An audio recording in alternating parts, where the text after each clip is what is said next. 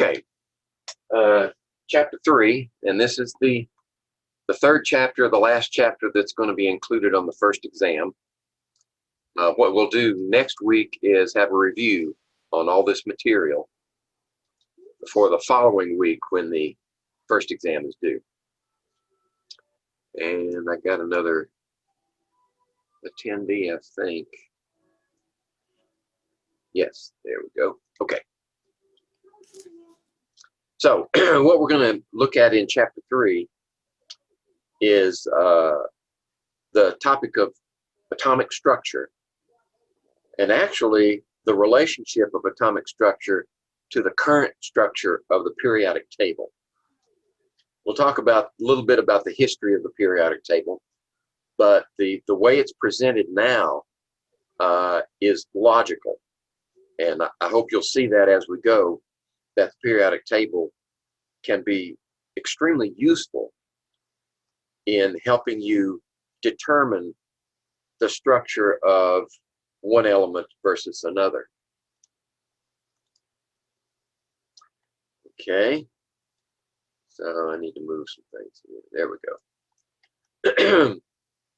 go. So these are the topics that we're going to cover, and I'm not going to spend any time on just going through those. We're going to hit those topics one at a time.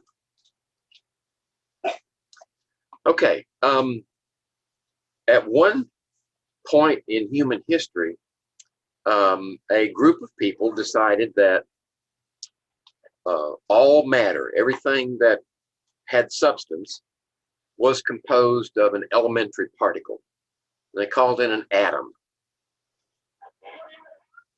And they called it an atom for a good reason. These were the ancient Greeks. The word in Greek for cut or divide is tomos. So there you have the root of the word. And then the prefix a means not. So their description of the elementary particle is not cut. In other words, you can't divide it any further. That's as small as you can get. And they were half right. It's true that the smallest particle of an element that retains the properties of the element is the atom. But what the Greeks got wrong was that they thought all matter was made of the same atom. So naturally, they had to do some mental gyrations and modify their theory to account for the fact that elements were different. This element's different from that element. This substance different from that substance. So if the atom is the basic unit, how do you get the differences? Right. So we won't go into that because it's an exercise in mental gymnastics. But eventually, modern chemistry started to develop, and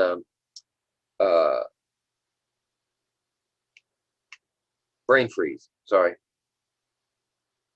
John Dalton devised a modification to that. He used atom as a jumping off point. He said that, yeah, everything is made of elementary particles, right? But each of the elementary particles for elements are different than other elements. So that solved the whole difference in substance problem right there. Well, one thing led to another, and over the decades, other scientists contributed to the knowledge of what matter was composed of. And it turns out that the atom can be cut. It cannot be cut chemically by any chemical means that we understood, but atoms were composed of subatomic particles. And these are, now we know that the nucleus of the atom is composed of at least one proton, which would be hydrogen, and then all the rest of them have added neutrons. So you have multiple protons and a certain number of neutrons. and that's in the nucleus, the very dense center of the atom. And then surrounding the atom are the electrons. The electrons are negatively charged, the protons are positively charged, and in a neutral atom, the number of protons equals the number of electrons, so that you can get that cancellation. Positive and negative, equal numbers of charges of either kind, cancel one another out, and you get a neutral atom. So what happens if you have an unbalanced atom, where you have a different number of protons and electrons? Well, in that case, you have an ion.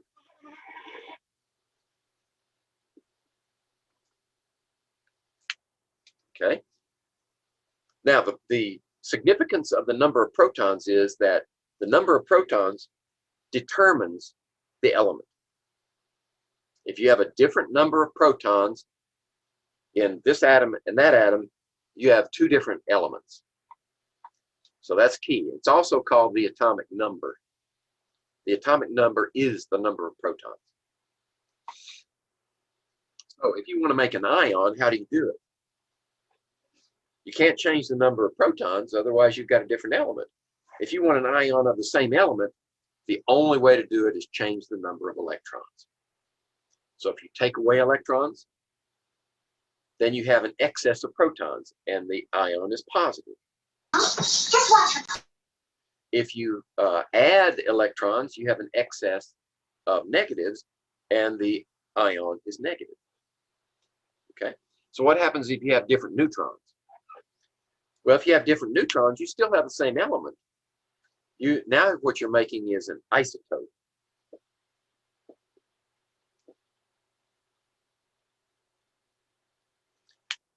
And isotopes of the same element, which is actually redundant, have these same nearly identical chemical properties.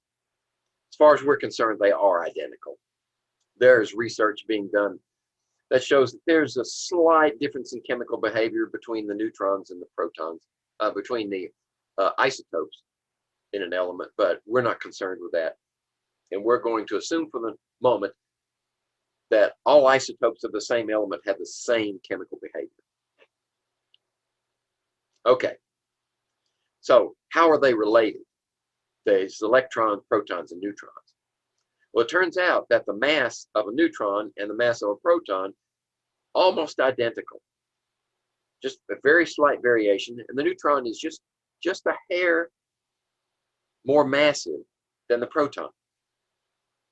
Now, if you ever are interested in nuclear physics, what happens to atoms radioactive atoms when they decay, then there's an explanation for that difference in mass.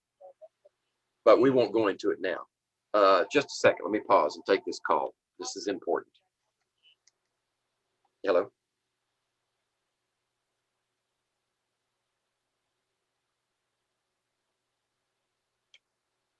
Monday morning, yeah. Yes, ma'am. You do. Sorry, I normally don't do that, but that was doctor's office calling. Okay, so the proton and the neutron are virtually identical in mass. The electron is much, much less massive. Now, they're all very light by what we would consider the standard of mass is the kilogram, right? So these masses in terms of grams, actually they're 1,000 times smaller than we would expect for a kilogram. But I point out here the powers of 10. So if the electron is in the order of -28 and the proton is -24, and this is almost 10, so we would say, but for comparison, this will be -27. So they're roughly 1,000 times lighter than the proton. Actually, it's closer to 1,800 times. So the electron, we're dealing with virtually no mass. So all of the mass, most of the mass of the atom is contained in the nucleus. that's true. Number of protons equals number of electrons. I mentioned that earlier also. That's a neutral atom. If you change the number of electrons, then you get an ion. So those are the subatomic particles of an atom. And of course, we know now that even the subatomic particles have subatomic particles, but we're not going to go there. We only need to know protons, neutrons, and electrons to study chemistry. Okay, so we have abbreviations for the atomic number is often called the Z number, and the mass number is often designated the A number. This is the best way, I think, to wrap your mind around those values. When we write the symbol for an element, and I trust you've been memorizing that symbol, those symbols that are that I've outlined in the Know These document. The symbol then, which I'm going to use a generic symbol like X. Okay, that would be any one of the atoms, any one of the elements, symbols. And then there are 4 positions around this symbol that are reserved for certain information. The Z number, the atomic number, the number of protons, would go right there. So for instance, if we had chlorine, that would be 17. Okay. The A number here is the mass number. It's always a whole number, and it's the sum of the number of protons and the number of neutrons taken together for that isotope.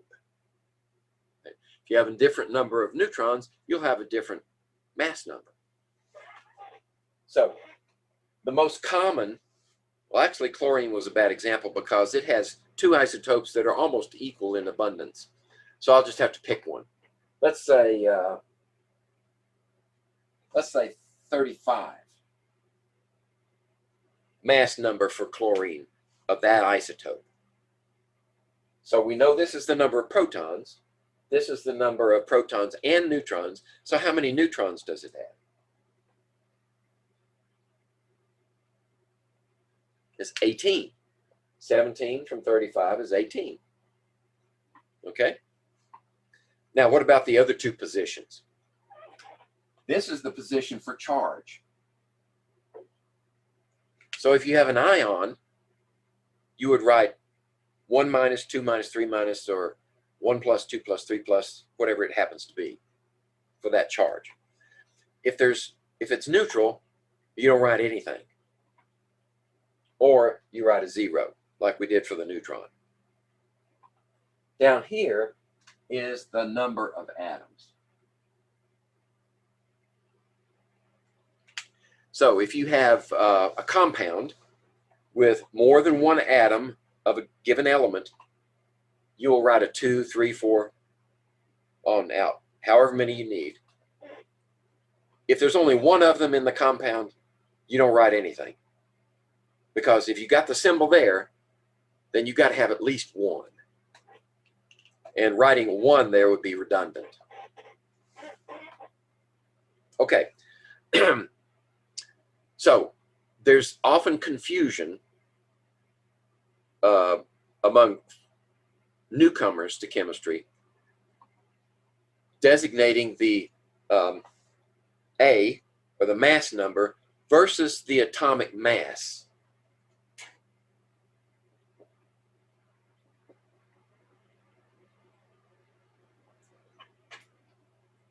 Now, for clarity, what they ought to do is say the average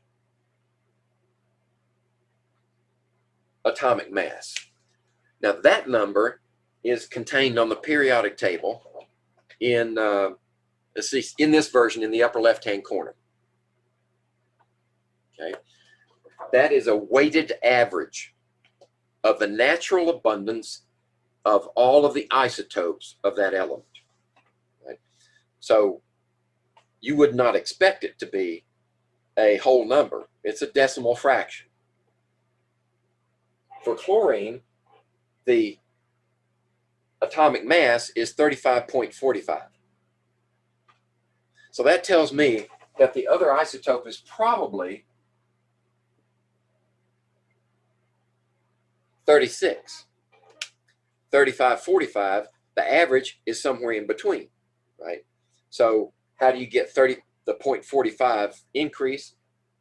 You have isotopes of 36, and then when you average them together in their natural abundance, you get that fractional value.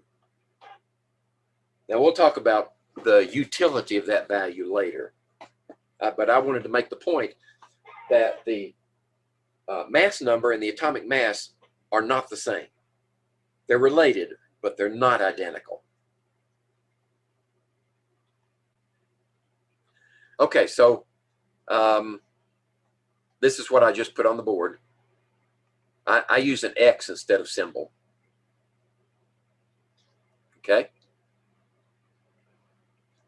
And sodium here is an example. Right? So if you know that you have 11 atomic number, then you can go to the periodic table and look for 11. And in this periodic table, it's in the lower left-hand corner of each of the squares. Right? And they go 1, 2, 3, 4. They go left to right, top to bottom, increasing.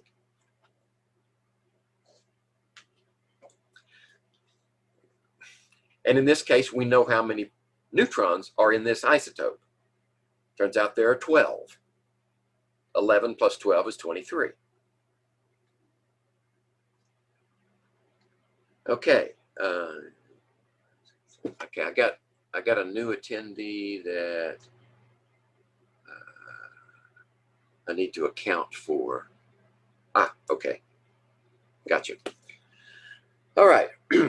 So what do we mean by element? I've used that term and I didn't define it, did I? An element is a pure substance. And it's one which cannot be broken down into simpler pure substances. So a pure substance means that it has one characteristic, or it has chemical characteristics and physical characteristics that are unique to that substance. And there are no other substances in there with different characteristics.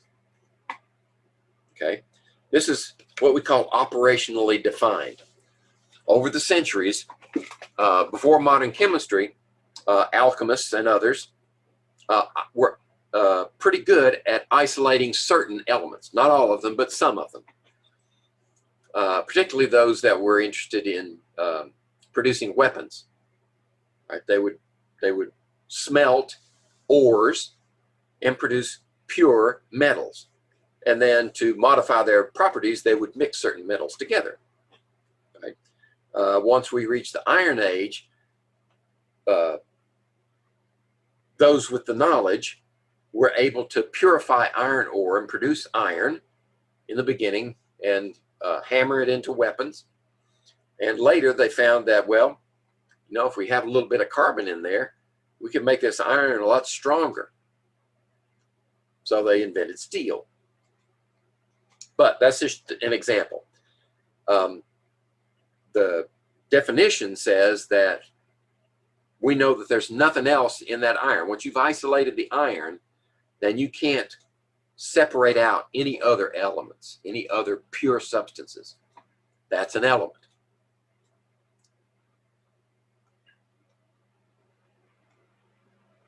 Now we know why the pure substance of element is pure, because it's composed of only one type of atom. So if it were iron,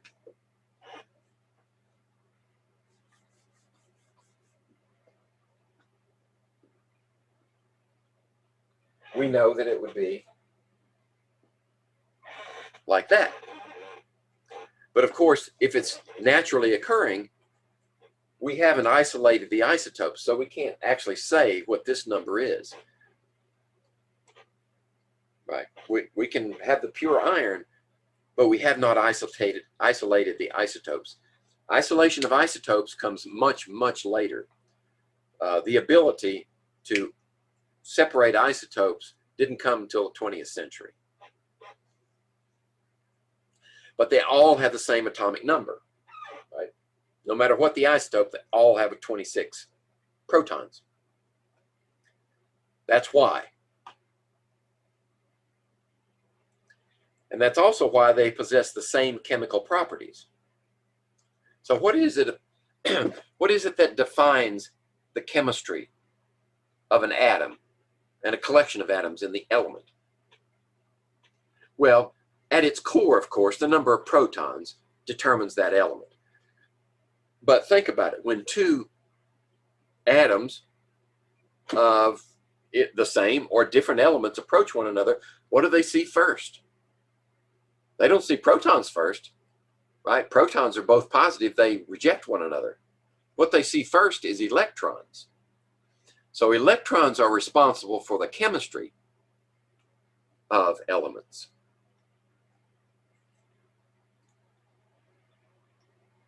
So in a neutral atom, you have a number of protons and you have the same number of electrons to balance the charge. And here's our discussion of isotopes that I've already given you. Sort of got things out of order, I guess, relative to the slides. And I've already mentioned that elements in nature exist as different isotopes. Most of them will have one isotope that's dominant. I chose chlorine. Chlorine is an outlier. It's different because it has two main isotopes that are virtually equal in abundance. So that's why the average atomic mass is halfway in between, roughly. But most of them, like carbon, the atomic mass for carbon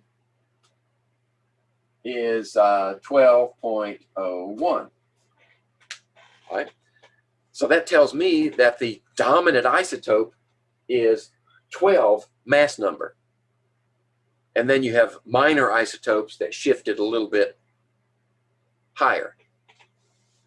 So this would be 12 here for the dominant isotope. And then you would have some of this one. And then you would have a little bit of this one. These two are stable, 12 and 13 mass numbers. 14, everybody knows carbon-14 is radioactive, right? That's what we use to date the age of fossils that were once living.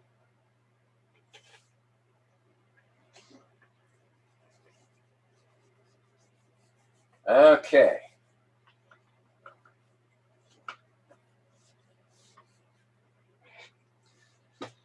So let's talk a little more about, well, this is just beating a dead horse, right?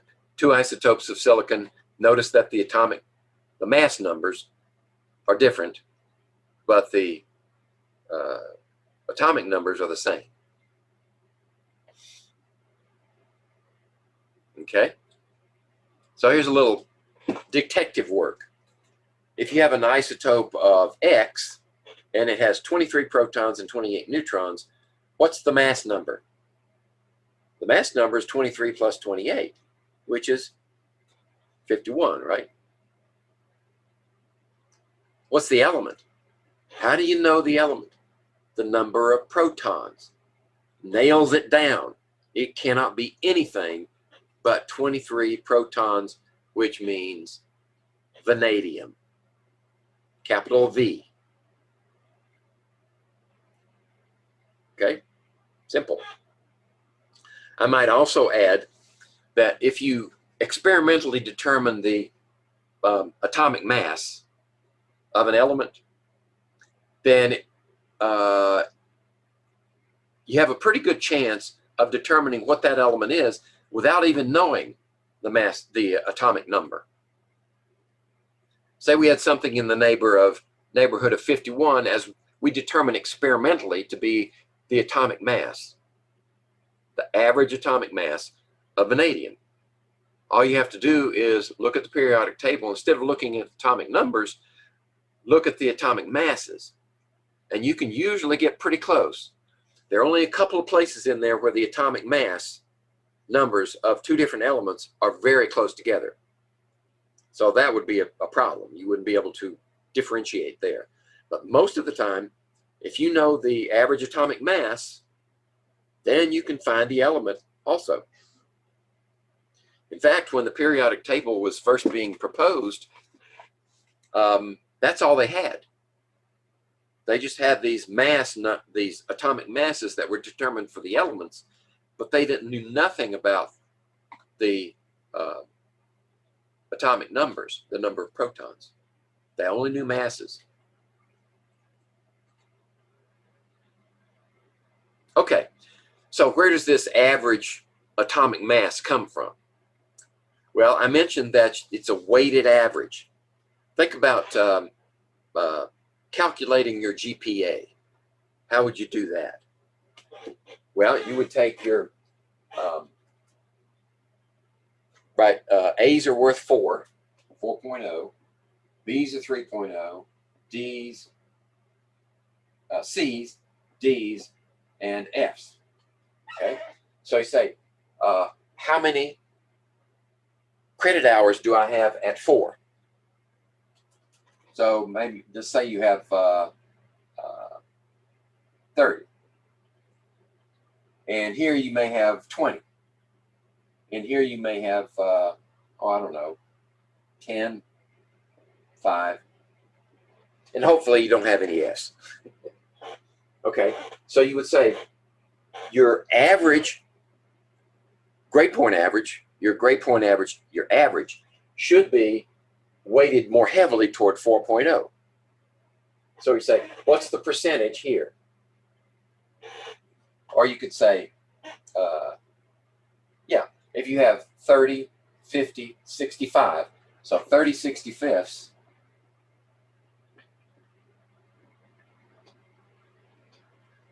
would be the contribution of 4.0. And you would multiply that times this fraction and get a value. And then when you add them all together, you get your average grade point, your grade point average up to that point. We do a similar thing with the average atomic mass of naturally occurring elements. We find here that carbon-12 is almost 99%. Right? Carbon-13 is 1%. So the contribution of each one would be 0.9889 times 12 for this carbon. And for 13, it would be 0.0111 times this one. And this one is so small, we usually ignore it. Well, we do. Those who spend their lives calculating these values, they don't throw anything out. Even if it's a vanishingly small component from one isotope, they still calculate it. Okay. What's interesting about carbon is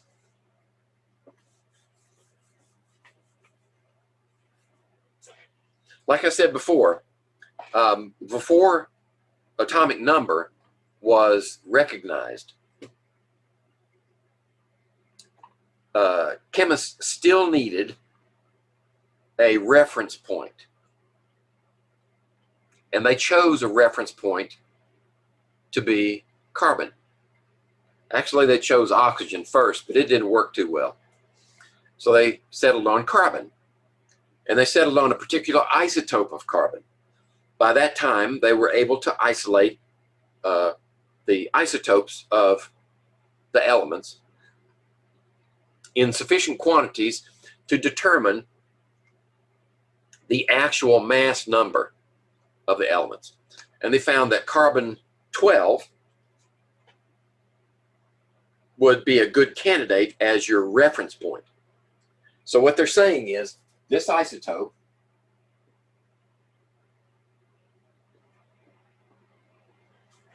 is fixed arbitrarily and agreed upon by all scientists everywhere. This atom of that isotope has 12 on out atomic mass units.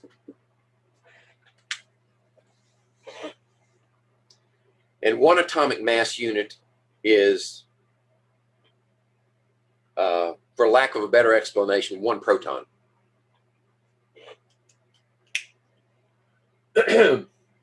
So everything else is referenced to that isotope. Now the reason, of course, that your atomic mass, not the mass number, but the atomic mass of naturally occurring carbon is not 12, but 12.01 is because you have another isotope that has to be averaged in.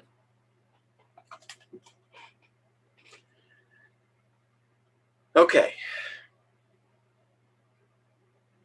So this was chosen as a standard because it was easily isolated from nature, right? Pure carbon is a solid, so it's very stable, unlike pure oxygen, which is a gas, and you have to take extra precautions to confine it, right? So carbon was a better candidate. Plus, it's everywhere, right? All you have to do is just carbonize a chunk of wood, and you've got the starting materials for carbon. So here's what we do.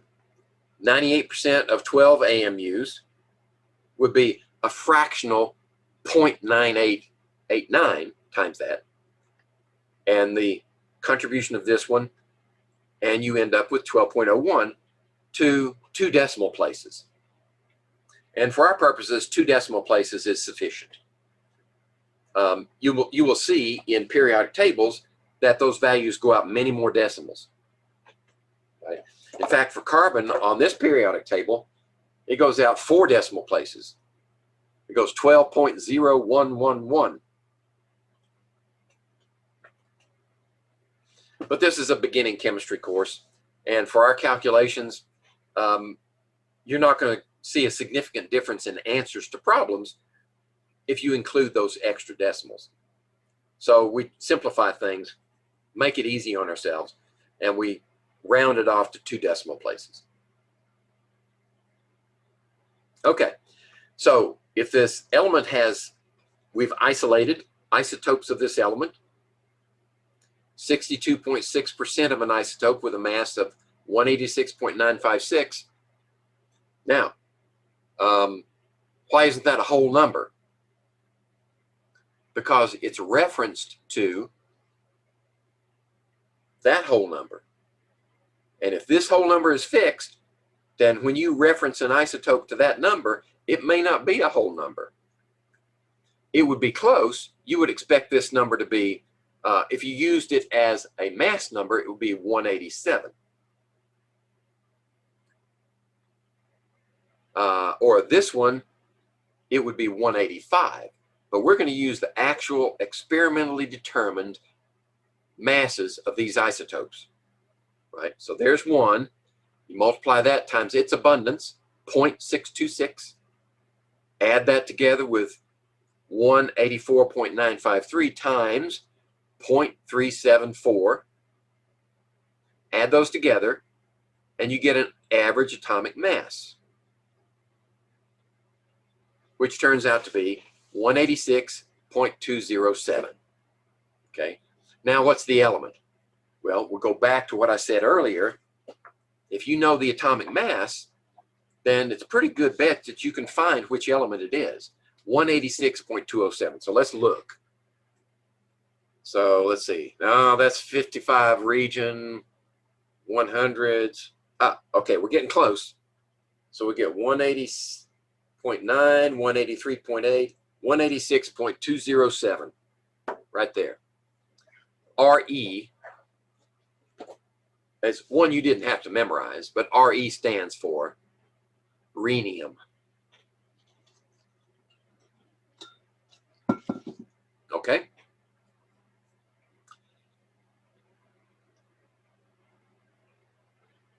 All right. So, just to check, if an element has, if you're comparing two different atoms of the same element, they have different number of neutrons, they're called isotopes. All right. Now let's look at the periodic table and try to use what we've learned so far to understand the structure of the table. We'll need a little bit of history first, of course.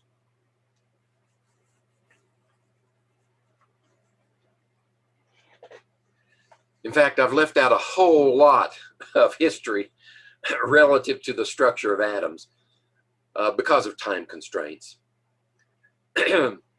But your textbook may have more information on that.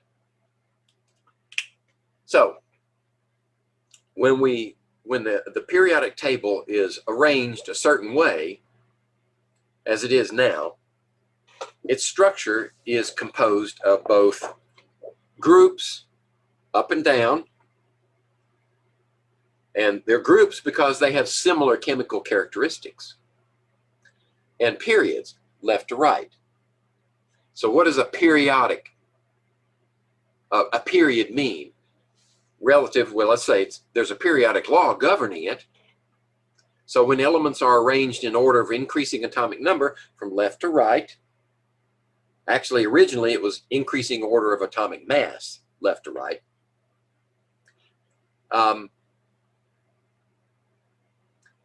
Elements with similar chemical properties occur at regular intervals.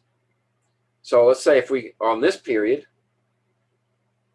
and we go down and we say we're increasing mass, we get down to this krypton, which is a noble gas. And then if we go to the next size, we're going to end up with rubidium. But rubidium doesn't fit in any of these. So we wrap around and go back here and find out that rubidium does fit over here. We've gone through a periodic transition and start over again. Another period, start over again. Okay? Anybody who's been introduced to physical sciences or physics understands what I mean when I say periodic motion. There's motion, but the motion is repetitive. In other words, it goes through a cycle, like a swinging pendulum, periodic motion. It goes out here, stops and comes back, and it ends up back here. So it's gone through one period of motion to get back to where it's started. Similar concept for the periodic table. It goes down one period, and then it wraps back, starts over again. And it does that because you want the groups to line up with similar chemical characteristics of its members. A periodic table is just an arrangement of these in that logical order.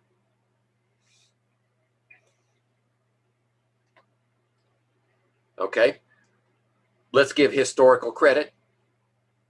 A German called Dobereiner first noticed that what he called triads, in other words, groups of three elements that have similar characteristics, chemical characteristics, called them triads. And he let it go at that. That's as far as he went. Another German tried to make more sense of not just the triads, but all of the elements that were understood. And he created something of a table. It was really kind of a mess. But he introduced the concept of valency. They didn't understand there the core, why valency was a useful and valid concept, but they knew that it worked. So it's kind of like laws precede theories. So Mayer's concept of valency was just that certain elements behaved chemically the same way. So you could take an alkali metal from this first group and react it with a halogen. And any one of these reacted with a halogen will have a similar behavior, right? They'll have, well, let's just leave it at that. Their behavior is similar, their reactivity is similar with these, and that was attributed to valency. So this had a certain valency, and we now know to be +1. And these had a valency we now know to be -1. And they reacted a certain way because of that valency. And when you add up the valencies in the proper proportion, you get 0, a neutral compound. Okay, so virtually simultaneous with Mayer was Russian's work, Mendeleev. And he actually arranged elements by their masses in groups and periods. And he actually gives credit to 2 Italian scientists that were, one preceded him and one was contemporary. One was Avogadro, and Avogadro's work was made more useful by a man named Cannizzaro. And I'll talk about their work later, but he gave credit to Cannizzaro in the development of this periodic table. And he grouped things together based upon their chemical behaviors, similar chemical behaviors, and notice that he could arrange them in these periods. So the groups only worked if you went down one end and came back and started over again. And he based it upon their masses, their atomic masses, and their chemical behaviors. Now, why is Mendeleev getting credit for the periodic table? The reason is he noticed that there were gaps in the table. He was expecting to see an element in a position based upon its mass and its where it should be relative to a group. And he noticed it was missing, that element had not been discovered. In his mind, he said, okay, I'm just going to leave a hole there because I think there should be an element there that there's not. So he skipped it and went to the next one to line up. Well, those holes that he left in his periodic table, he said, he didn't just leave them there. He said, someday somebody's going to find an element to go in that position, and it's going to have approximately this mass, and it's going to have these chemical behaviors.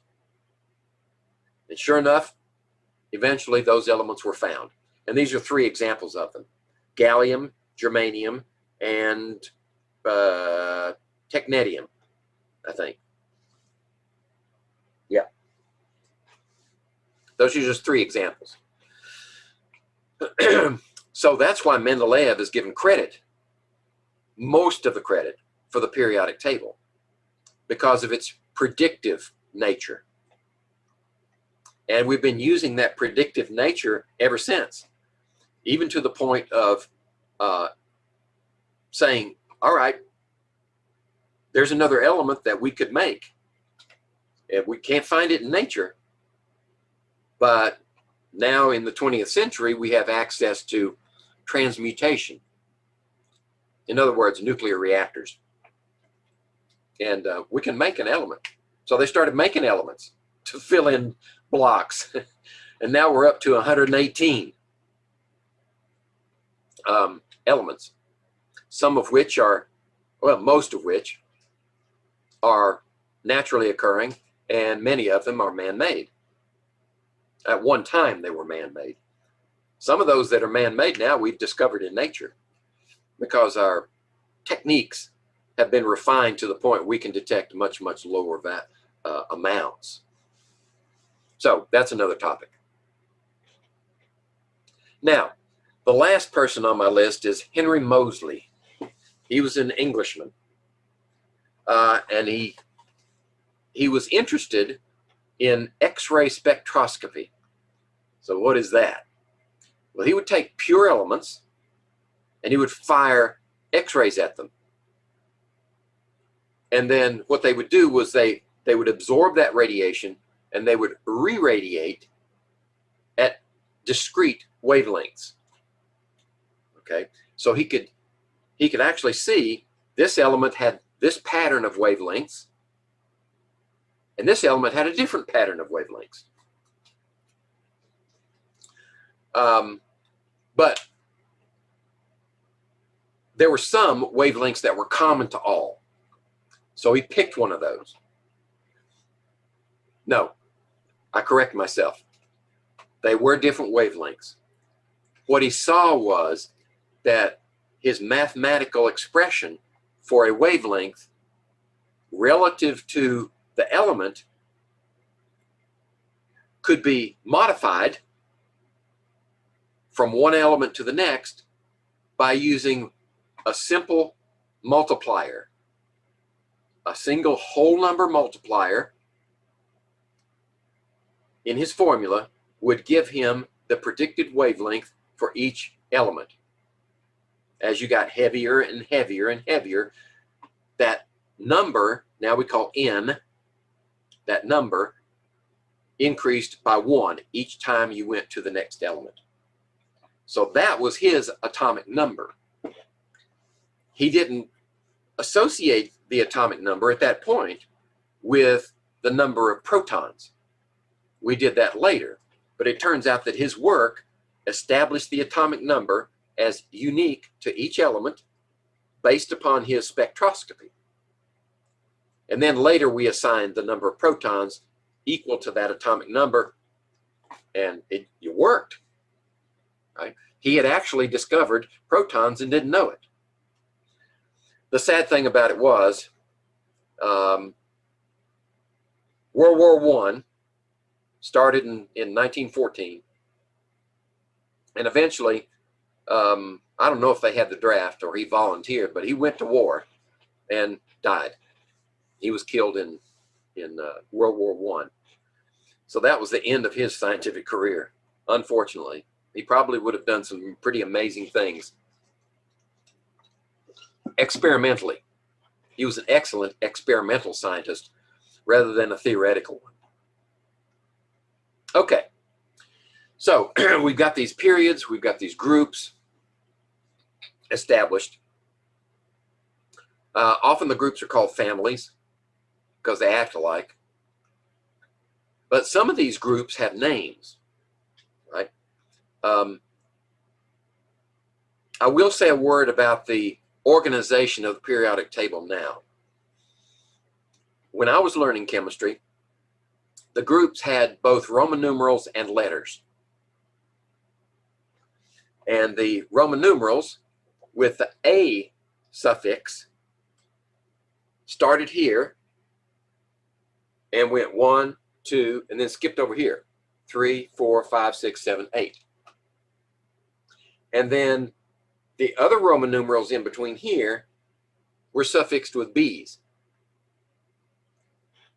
Now, that's useful information because of the number of valence electrons that are associated with each of these groups. Now, I know I haven't defined that yet, but this group has 1, that's 2, that's 3, 4, 5, 6, 7, and 8. For some reason, the scientific community decided that they didn't want to do that anymore. So they just numbered the groups left to right with Arabic numbers. 1, 2, 3, 4, 5, 6. So you see both kinds on this periodic table. You see both the old version and the new version. So that means the farthest to the right has 18 as its group number. All right. Okay, I just wanted to point that out. Over the decades and centuries, some of these groups have acquired names. So group 1, the first one on the far left, is alkali metals. The second one to its right are alkaline earth metals. The farthest to the right are the noble gases. Sometimes they're called inert gases. To their left, right, to their left are the halogens. And then to their left is the oxygen group, which is called the chalcogens. And then to their left, the nitrogen group, they're called pnictogens. Starts with a P, but the P's silent. Now those are the, well, there are other main groups, but those are the single column names. Now there are also names for larger groups, like these right in here are called transition metals. And these right here are the lanthanides, because notice on the periodic table, when you go from lanthanum to hafnium, you skip from 57 to 72 atomic number. What you've done is you've extracted this group right here that should fit right in there. And we pulled them out here. Similarly, for just below the actinium and rutherfordium between here, you get the actinide series. They go right in that crack. Now, we could have put them in there, but it would have made the periodic table, you know, twice as wide. Plus, and I hope to show you very shortly, there are characteristics of these sections that are due to the electronic structure of the atom. Okay. So that's a teaser. You should see it coming. Okay. General arrangements. Right. Metals on the left of this black line. Right. So most of the elements are considered metals, and nonmetals to the right. This zigzag line starts on the left and bottom of boron right here. And then it zigzags, regular, one each, step over, step over, step over. That divides metals and nonmetals. Now there are some right close to that line. Under certain circumstances, these elements like silicon, germanium, arsenic, antimony, tellurium, those, under some circumstances, they act like metals. And under other circumstances, they act like nonmetals. So they're called metalloids. Okay. So now, notice here the Roman numeral groups, letter groups, and these are the modern accepted group numbers, 1, 2, 3, all the way across to 18.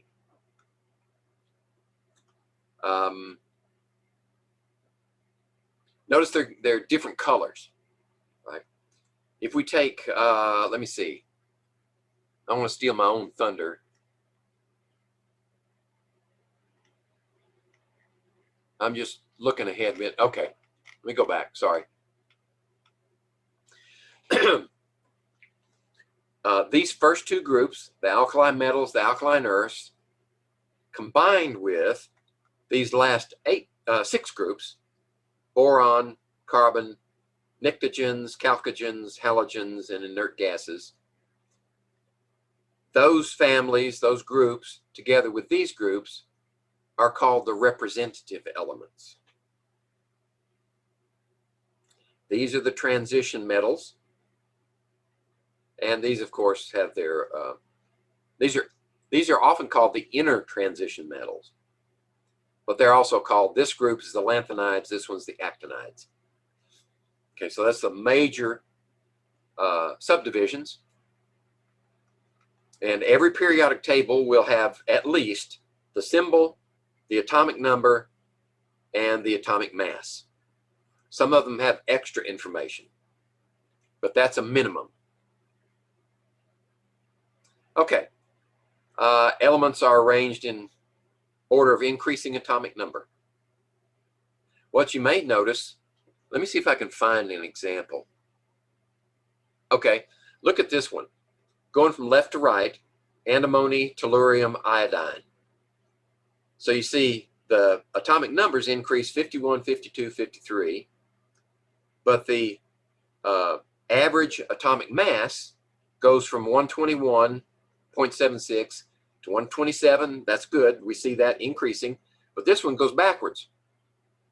Okay, so under those circumstances, actually Mendeleev was faced with this question. He saw that sometimes the order of mass was reversed. Not often, but sometimes. But when he saw that this mass should have gone here and that one should have gone here, he said, no, it can't be. Tellurium doesn't behave like these others. Iodine has to be there. So he made an exception and moved the smaller mass to the halogens and put tellurium in under the chalcogens. It turns out he was right. Okay, so what characterizes a metal? If the periodic table is divided into metals and nonmetals, then there should be some noticeable difference between the two. Metals tend to have a luster, like a shine. It may be slightly colored, or it could just be like a mirror, especially if you polish it. They are thermally conductive. That is, they conduct heat very well. Their electrical conductivity is established. I mean, they are conductive of electricity. They vary, of course, but metals generally conduct electricity. And they're malleable. That is, you can smash them, you can bend them, you can reshape them, you can stretch them into thin wires. It's called ductility. Whereas nonmetals are just the opposite, right? They're dull, they're not lustrous. They don't conduct heat, they don't conduct electricity, and they're brittle when they're solids, right? That's another difference between metals and nonmetals. Metals are generally solid, right? There's one that's a liquid at room temperature, right? Got a guess? Mercury. Mercury's a liquid metal at room temperature. But the nonmetals can exist in all three phases, right? So sulfur is solid. There's an example of sulfur right there. I don't know what this one is. I think that may be iodine. They're both solid. But this one is, oh, excuse me. They tell us what it is. There's sulfur, dark red, the phosphorus. Okay, so that's red phosphorus. And this is bromine, which is a liquid at room temperature. Chlorine is a gas at room temperature. Iodine is a solid at room temperature. So you have all three of those different phases possible for nonmetals. All right, then here's just a compilation from your textbook of those characteristics, so you have them side-by-side comparison. Okay, there's the dividing line. I mentioned that earlier. So all of these represent differences between metals and nonmetals. Now we're going to look at why are they different. Remember, when we talk about the chemical characteristics of elements, we're talking about their electronic structure, because when they approach one another, the first thing they see is electrons. So we need to know how their electrons are arranged in that space around the nucleus, so that we know how they're going to interact. So maybe we can predict some things and understand why they behave a certain way. So we need to know the electron arrangement around the atoms. Well, in general, the electrons are arranged, occur in what we call shells. Let me explain. Here's the nucleus, right? So you'll have protons and you'll have neutrons in here. Then out here you'll have electrons. Now this is a representation. This is not reality. Hopefully I'll be able to explain what reality is, sort of, a description. But originally, when these concepts were being developed, the scientists actually believed that this was the way that the electrons were arranged.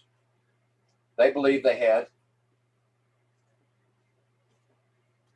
these energy levels. And the farther away you get from the nucleus, the higher the energy of the electron. Right? So everything is relative to the nucleus. So you have these energy levels. They were given whole numbers, 1 through whatever. And these were called shells. Now these numbers are identified in the quantum theory as N, the principal quantum number. Now that's N versus N with a 0 on it. N with a 0 is a neutron. In our discussion now, N is the principal quantum number. So you have N as a possibility for energy levels. Okay? Any electron that's in this electron shell or principal quantum number has energy that's very similar, very close. It's not exact. There are other variables that are involved, but it's very close. Okay? So that's due to energy.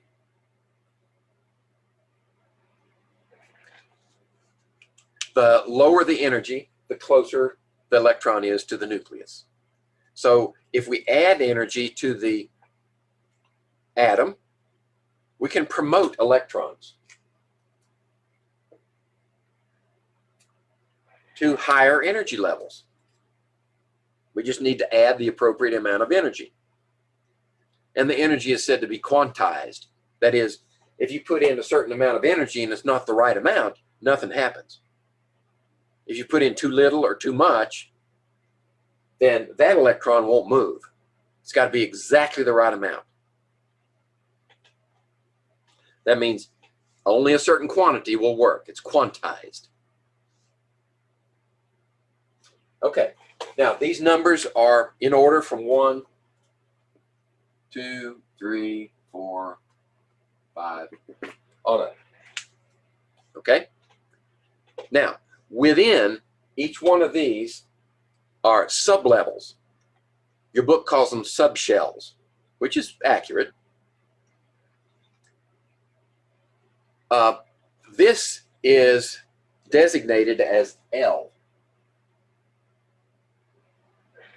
the angular momentum quantum number. Now, what does that actually mean? It's a reference to the shape of the subshell. Okay, so the subshell could be spherical, right? It could have lobes on it, or it could have donuts. There are some weird ones. But this is within each one of these, right? So these can be 1, 2, 3, 4, 5. So within each one of those, you can have as many of these as the number of N. So for this one, you can only have 1, and it's designated 0. For this one, you can have 2. So you can have 0 and 1. This one, you can have 0, 1, and 2, so forth and so on. Right? So you start numbering them, and you go up to N minus 1. Start from 0, go to N minus 1, so that's the exact number. This one can have 5. 0, 1, 2, 3, 4. Okay? Now these 0, 1, 2, 3, and 4, they have letter designators also. And that's what this is about, the subshells. So the S, I'm going to take this one down. So if your S is if your L is equal to 0, it's also an S. 1 is a P, 2 is a D, and 3 is an F. SPDF. That's as high as you need to go to get every element in the periodic table. Okay? Now, the maximum number of electrons, I'm going to hold that discussion till we talk about the rest of the shells, the rest of the structure. Okay? Within each one of these, see, we're going, this is extracted from that one, and M sub L. Okay, let me make some more room here. Okay. M sub L is extracted from this one. So there was a 1, let's see, 1, 1, 0, 1, 2, 0, 1, 2, 3. Okay. Within each one of these, you can extract a magnetic quantum number. And the magnetic quantum number refers to direction.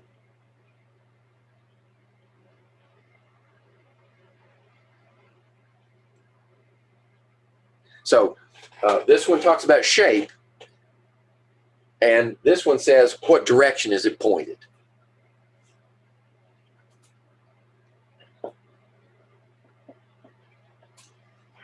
So let's take this one right here. Okay. For each one of these numbers, you can have a certain number of these M sub L's equal to 0, let's see, excuse me, -2, -1, 0, +1, +2. So you take that number and you start from its negative. And you go negative, and then you can move up one, -1, 0, and then go positive, 1, 2, equal to that number. Okay? So within this one, you can have 5 sublevels, often called orbitals. So what would it be for 3? For 3, it'd be -3, -2, -1, 0, 1, 2, 3. 7. So you can have 5 here. You can have 7 here. You can have how many for 1? -1, 0, +1. You can have 3 there. How about 0? You can only have 1, right? Because you can't go -0.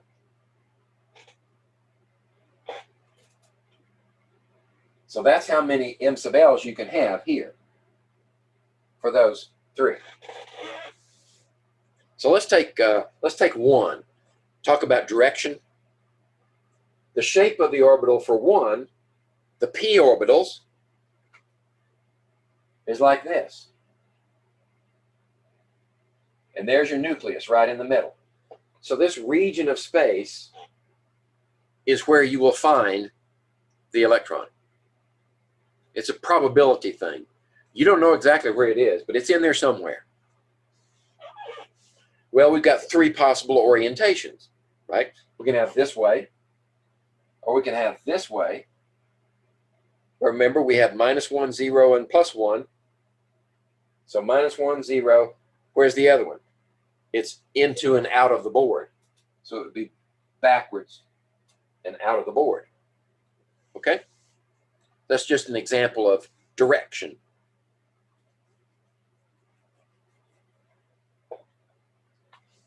Now, the last one is the spin quantum number.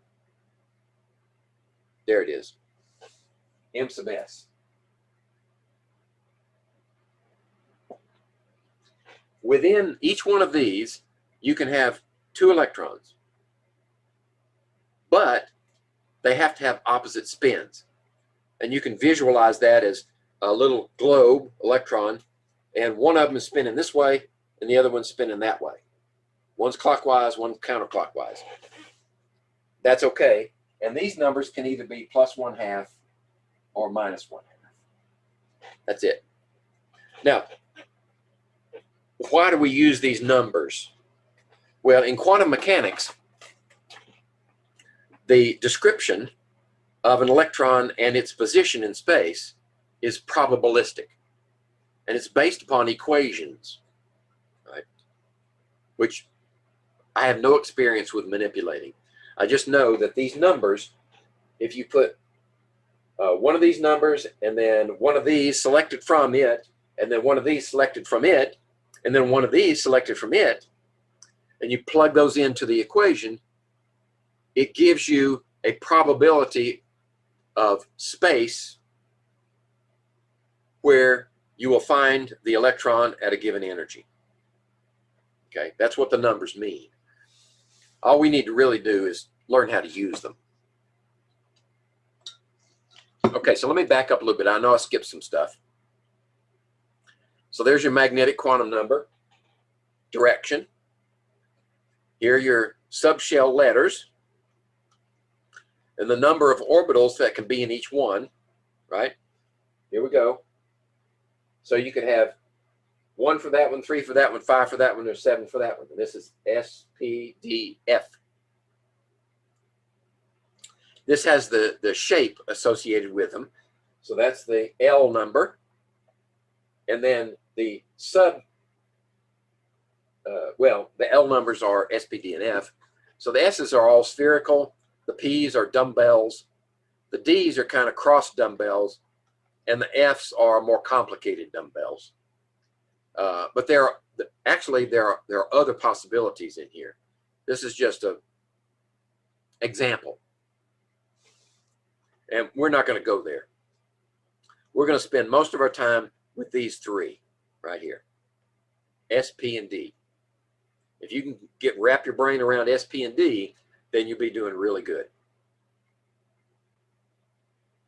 Okay, there's your orientation in space for the p orbitals. Electron spin. Now, this book describes those arrangements as shells, subshells, and orbitals. Shell, subshell, orbital. And then within an orbital, you have spin. Okay. Now,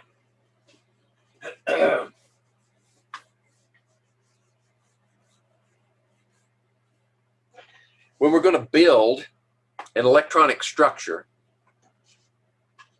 for an atom, we need some rules to go by, and we need sort of a shorthand notation for keeping track of everything. So this will hopefully explain why we chose letters for the L values rather than using numbers. Because if we use numbers only, then it gets confusing. Like if we have an N number of 1, and then we follow it with a 1, how do we know that's not 11? Right? Or complicate it with a comma. So what we do is, instead of 1, actually that wouldn't be right anyway. There's no 1 in N equals 1. N equals 1, we can only have 0. S. So that's the only possibility for N equals 1 is the S subshell. When you get to 2, you could have an S or a P, right? 0 or 1, 0 or 1. And then within this one, of course, you could have X, Y, and Z, right? Oriented this way, that way, or that way. X, Y, and Z.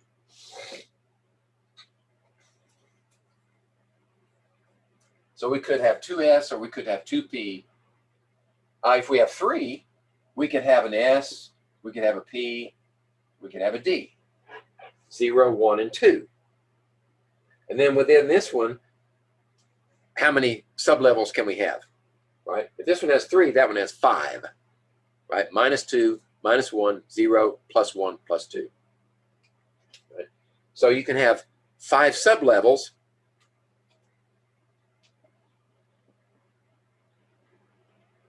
with 2 electrons each. So that means 10 electrons. So this could have a maximum of 10. This can have a maximum of 6 because it's 3 sublevels with 2 each. This one can only have 2. So in that chart earlier where it said maximum number of electrons, you could have for this one you could have a total of 2. For this one you could have a total of 8. And for this one you can have a total of 18. Right? 10 plus 6 plus 2. 6 plus 2 is 8. 2 is 2. Okay, that's where those numbers came from.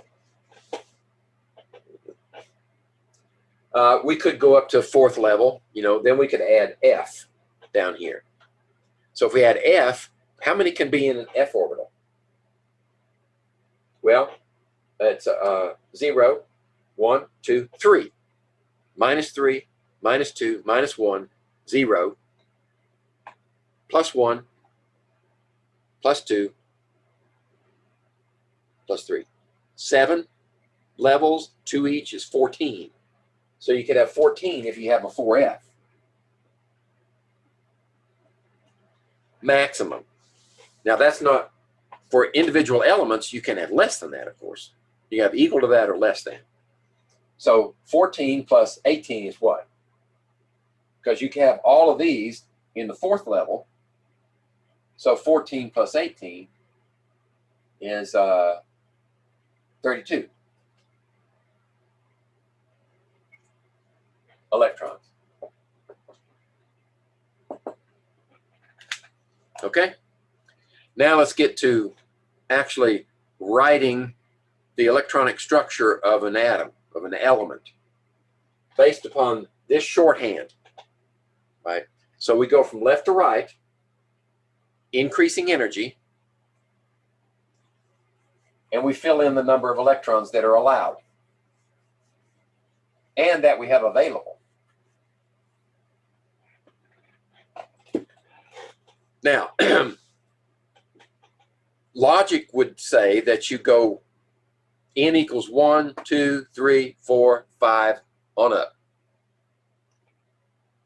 or 3s and then 3p and then 3d. But in fact, if we're going in order of energy, then at some point in there you get a reversal. You would go 4s and then 3d. And we have rules that help us fill those in the correct order. That's called the Aufbau Principle. And it's the order of increasing energy that tells us the proper insertion of new electrons as we build bigger and bigger atoms. I'll show you a little, I'll give you a sneak peek. This one, that one right there. We'll come back to that in a second.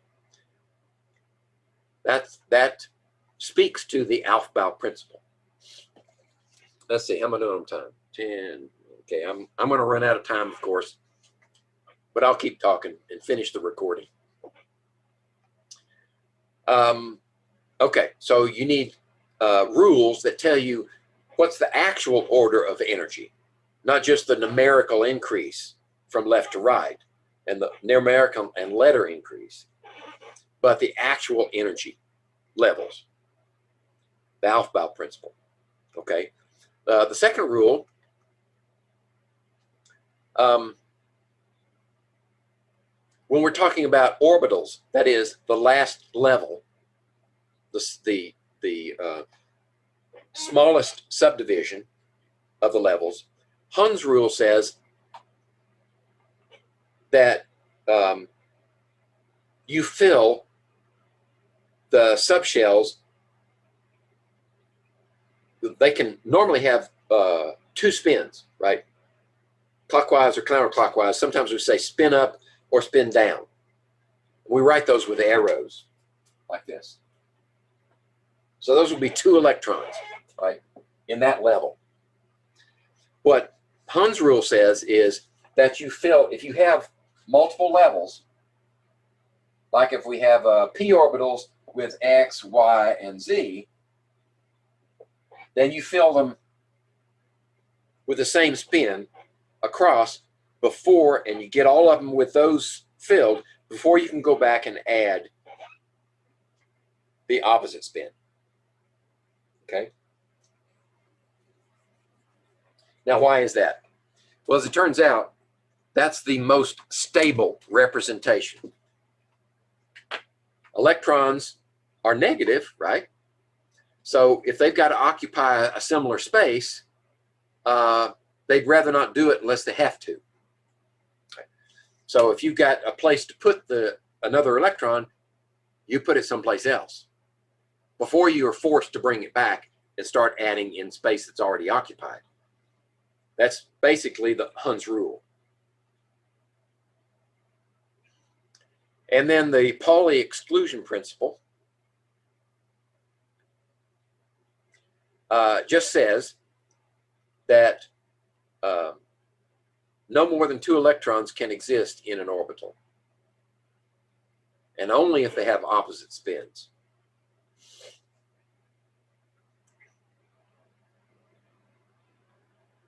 All right. So if we're talking about energy levels, we find that the 1s orbital is the lowest, right? Then 2s is next, 2p is next. Notice that these are these principal quantum numbers we said in the beginning had to do with energy. So these energies are roughly the same, very close together, right? They're not exact. And then the s orbitals are the shapes, spherical, and p is dumbbell. So we get the shapes here at different energy levels. And then we find out the 3s is just a slight jump above p, 3p here. Then when we get to 3D, we find that the 4s is actually lower energy than the 3D. So when we start adding electrons, we have to fill the 4s first before we get to the 3D. Then we can go back to 4p, but before we can get to 4D, we have to fill the 5s. Now, what does this actually mean relative to the periodic table?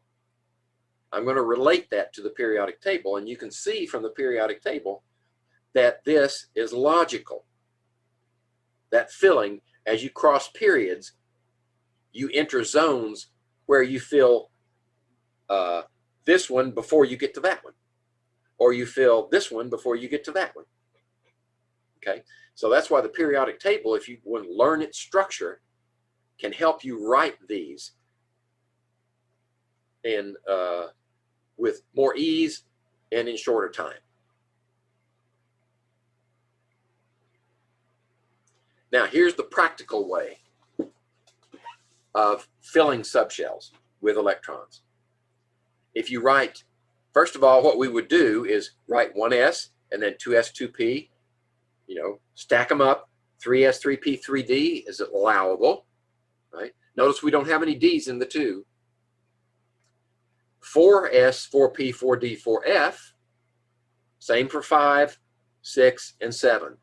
We don't write the higher ones out here because there are no elements to fill those. And then what you do is draw your diagonals from upper right to lower left.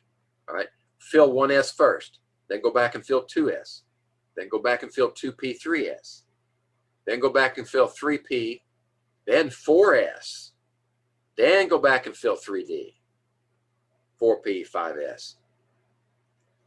So this method has been proven to order the orbitals according to energy from left to right in our notation.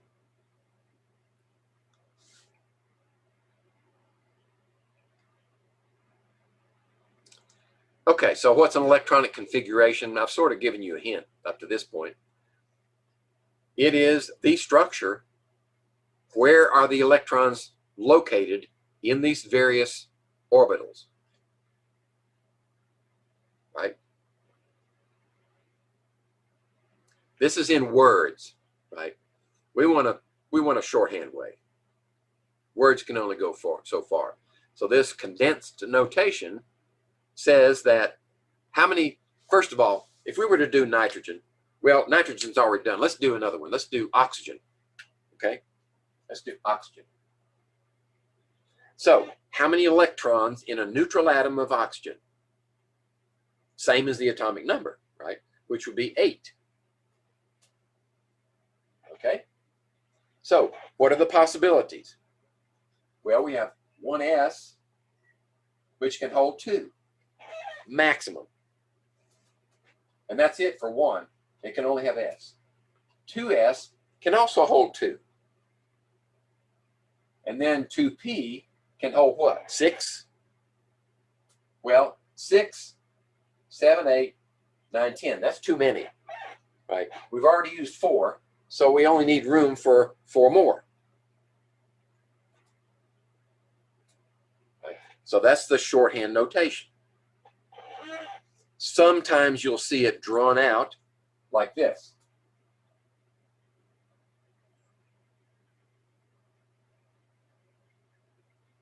X, Y, and Z. So this one will have, you can put 1, 2, 3, and then backwards. So you can put 2 here, 1 there, and 1 there. Okay?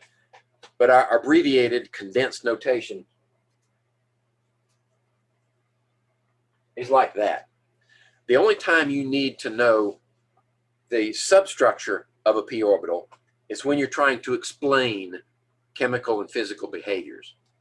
So we will do that, I hope. All right, this takes some practice. And if you write it in terms of filling electrons, then the authors use boxes with arrows in them. That takes too much time.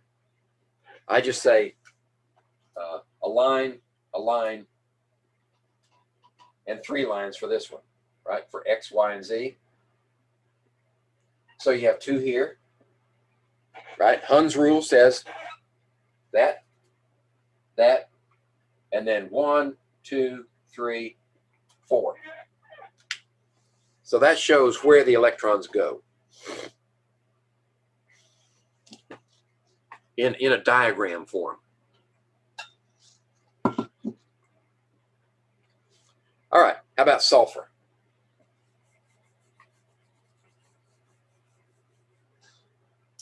Okay, sulfur. How many electrons? Well, let's see, let's look at it. 16. So you're going to have a 1s, a 2s, a 2p, 3s, and a 3p, I think, is all we need. See, we haven't gotten to the point where we need to reverse order yet. So this one can have 2, 4, 6 is 10, 12, and then we got 4 more for this one. And you just count them up to be sure you're right, right? That's 10 and 6 is 16. So we're good there.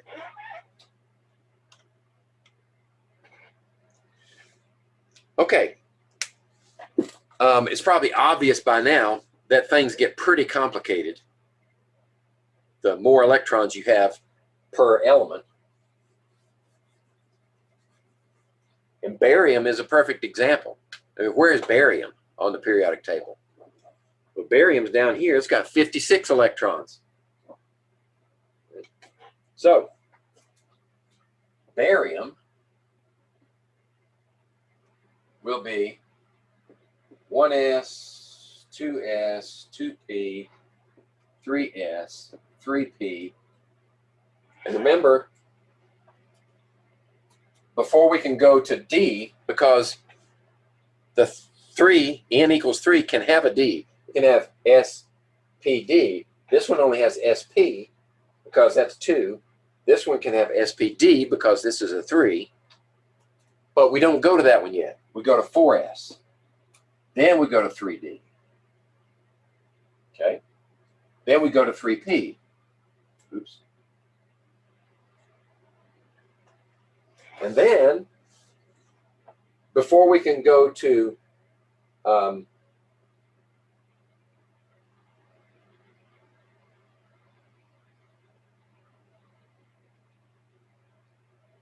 we go to, we've already done, hold on a second.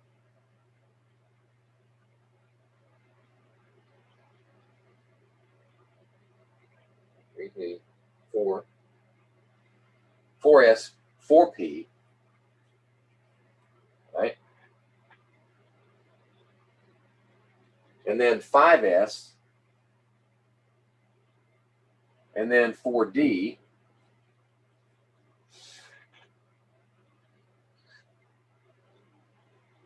and then 5p. I had to wrap around.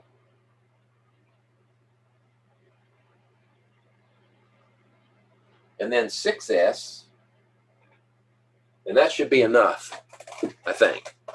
So you can check me out, you know, follow that diagonal, see if I've done it right. Let's go back and see. All right, so we don't waste a lot of the energy. There we go.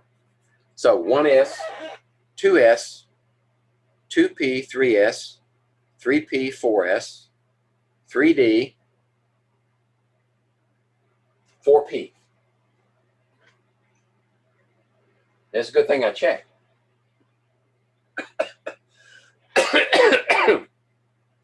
4p, 5s,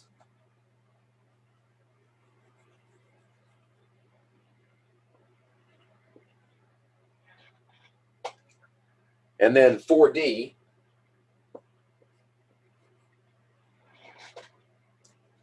and then 5p, and 6s. Okay, now we got them in the right energy order. We can start filling electrons.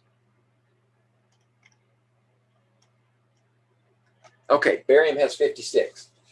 So that's 2, 2, 6, 2, 6, 2, 10 in D, right? You have 5 subs, 2 each is 10.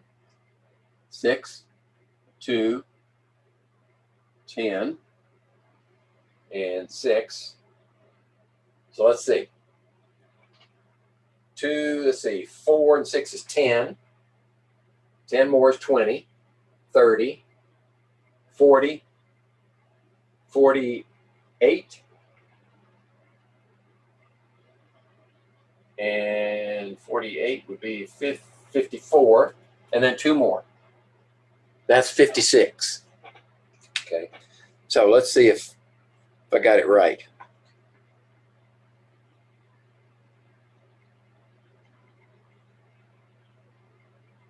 Okay, we got these out of order, it looks like. 5s, 4d. Let's go back to our chart and see if I did it right.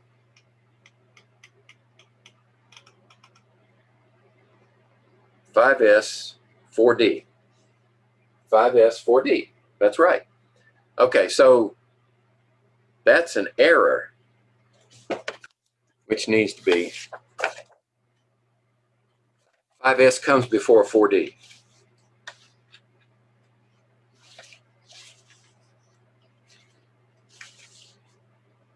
Here it is. 5s comes before 4d. So let me switch those orders. Correct that slide. All right. This is condensed notation. We can condense it further. How do we do that? We use the periodic law. Notice that barium is right here. See, yeah, there it is. Barium is right here. So what came before barium? Xenon. Everything from here down to xenon is filled the same right up to that point. So anything past xenon is going to have xenon as a core. Xenon is 54. So we can also say xenon 54 structure plus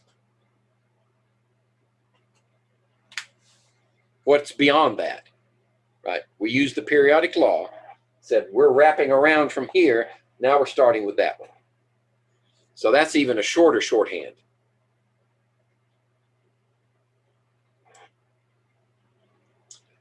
Okay, so if you're asked, I know this is whirling around in your brain, if you're asked for an answer on a test or a homework question or whatever, and it says, what's the electronic structure of one of these heavier elements?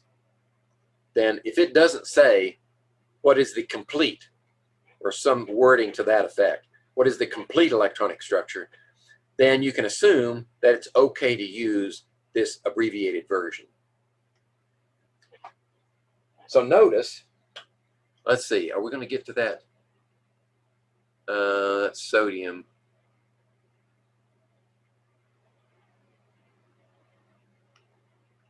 Notice that on the periodic table, as we're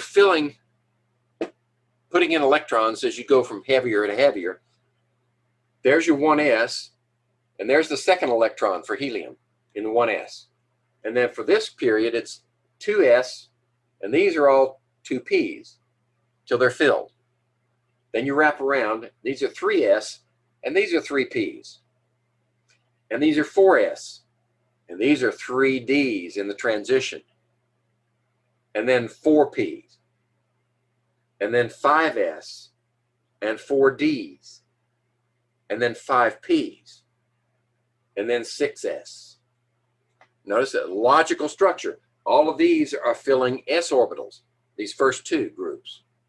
All of these 6 groups are filling p orbitals until you get to the far end and the p orbitals are filled. All of these in here are filling d orbitals. Transitions are filling d's. It's just in this period 4, the d's are filled 3d's. It may be the 4th period, but the 3d's are filled here. 5th period, 4d's are filled here. Okay?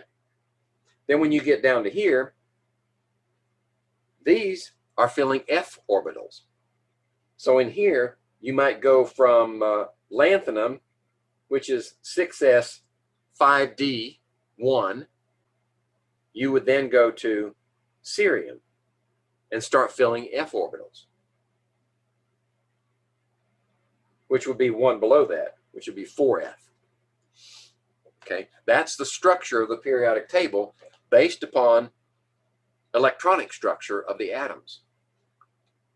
So if you know how that works, then you should be able to write this without going back to that diagonal. Okay. So, the electron arrangement in the outermost shell, think about it, in the outermost shell, farthest from the nucleus, those are the electrons that encounter other atoms and their electrons first. Those are called the valence electrons. And the valence electrons, actually, they're the ones with the electrons in the same N number, the same principal quantum number. So this is the core. These are the valence electrons. There are only 2 of them for barium. And notice where barium is located. It's in the second group. That's why it prefers a 2+ charge, because it loses those 2 electrons in a chemical reaction. And if it loses 2 electrons, it has an imbalance of 2 pluses, which makes it a 2+ charge ion. And that's true for any of the alkaline earths. They are all valence electrons, only 2. When you get to the P's, you can have 6 valence electrons, right? Because p orbital has room for 6. You just count up how many there are and find out how many valence electrons there are. And that's why elements in the same group have the same chemical properties, because they have that same outermost valence structure.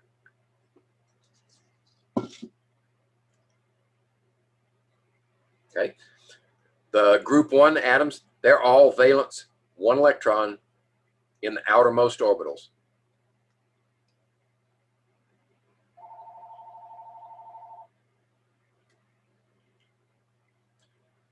Okay, and here's a representation of what I just told you.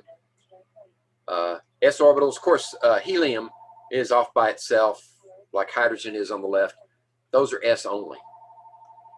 But the rest of them are S in these 2 and P's in these 6. And those representative elements are all either S or P orbitals for their valence. Hi, good morning. My name is Natasha, and I was calling for Elizabeth Bly.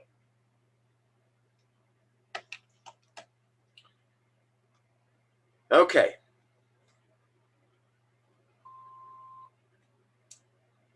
So as we add electrons, we add them sequentially in higher and higher orbitals. The lowest energy is the preferred state for a neutral atom. So we fill the lower energies first and add electrons as required into higher and higher energy levels.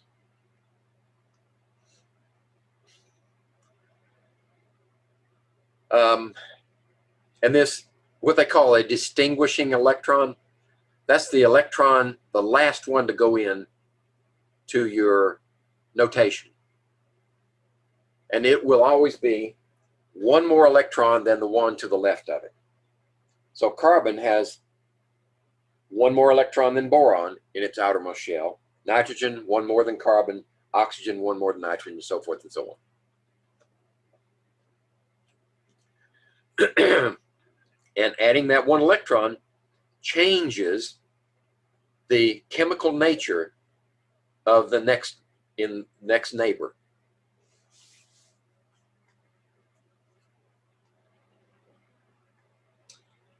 Okay. This is just a recap. We divide the table into metals and nonmetals, and some elements are described as noble gases, representative elements, the first 2 groups, and the last 6 minus the noble gases. The inner transition metals, remember those are the actinides and lanthanides, actually lanthanides and actinides. It's another representation. So elements in group 1 and 2 are referred to as what? S elements, because we're filling S orbitals in those first 2 groups.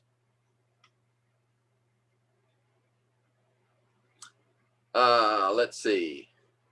We're getting into concept questions. Does that mean we're close to the end? Yes. Okay. And we're just about out of time. So let's see if we can finish these questions, and we'll be done with this topic, and you'll go off and do all your homework and master the topic, and we'll come back next Friday and review. Okay, you have 2 elements. One is a gas and the other is a solid. Each contains identical number of electrons in their outer shell. Okay, how can that be?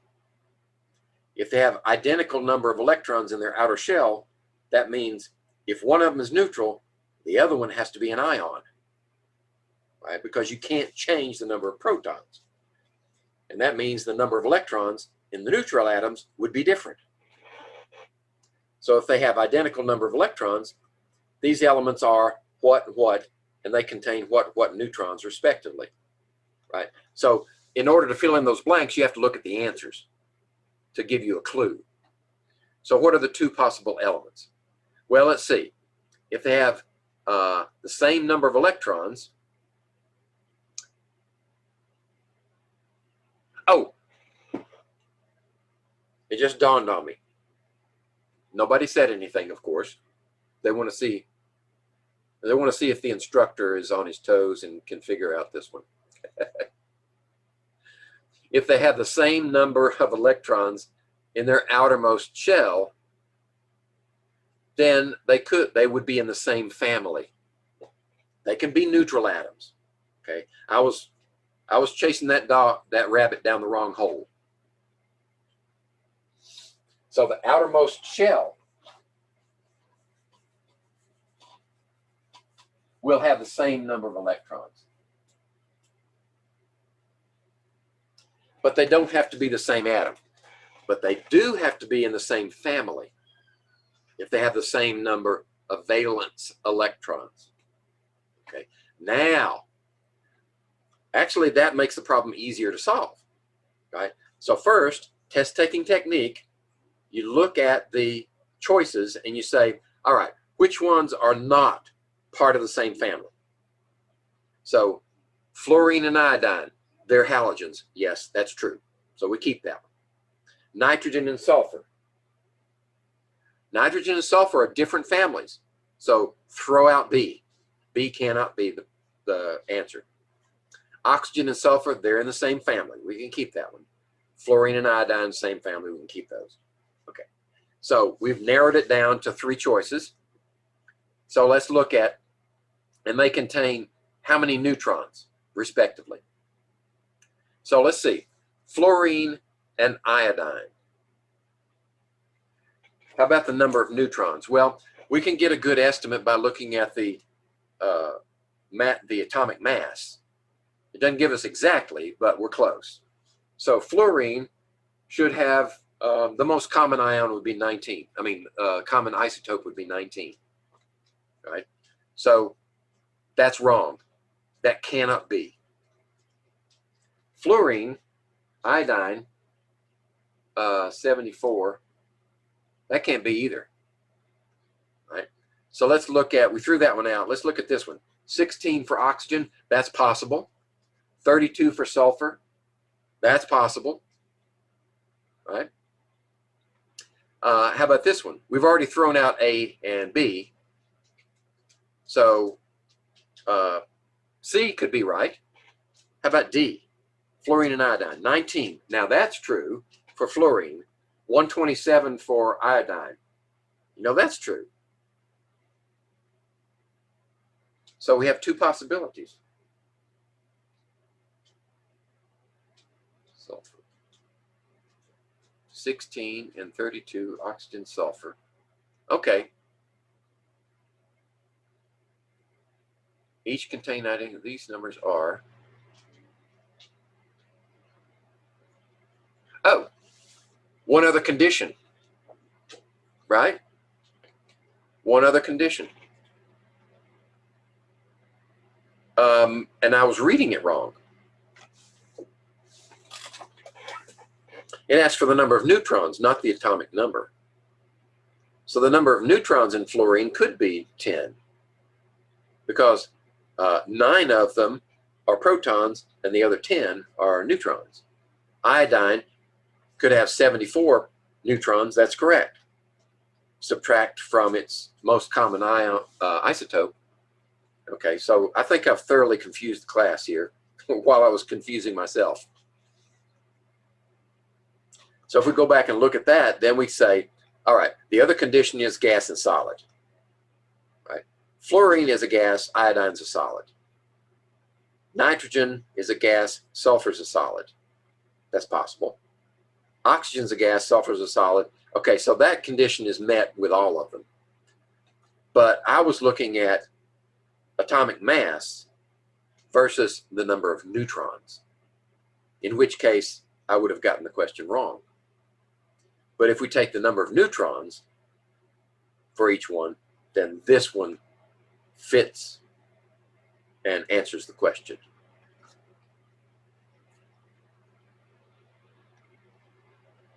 Consider that entertainment. So our last one. You're asked to determine the composition of a gas. There are 3 components with 3 different applications. They all have the same atomic number. Same element. If there's the same element, but they're 3 components, then they have to be isotopes. Right? That's the only way you can do it. If they're the same element, Three components with three different, if they all have the same atomic number, they have to be the same element. So we can take that one right now and say, all right, carbon, that's hydrogen, hydrogen. Okay, so all of them satisfy that condition. The number of neutrons is 0. Haha. 1 and 2. So in each of the three components, you go from a series of no neutrons, 1 neutron, 2 neutrons. Which element has an isotope with no neutrons? There's only one. That's hydrogen. Hydrogen is the only one that has an isotope with no neutrons. In fact, that is the most common isotope of hydrogen. So A and D cannot be it. This one possible. So what are we saying? Identify the gas. All right, so we got hydrogen here. We know that. How are the three components referred? They have to be isotopes. They cannot be separate elements because they all have the same atomic number. So elimination, at this point, we know it's B. But we can look at it further and say, all right, this one, no neutrons is protium. It's 1 proton. 1 neutron and 1 proton means deuterium. It's 2 nucleons.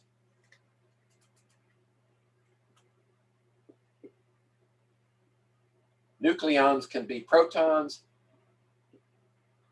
and or neutrons. Okay, so deuterium has 2 nucleons, 1 proton, 1 neutron. Tritium has 1 proton still, because it's still hydrogen, but 2 neutrons. So it has 3 nucleons. Okay, we're done. Any comments, questions as I stop the share?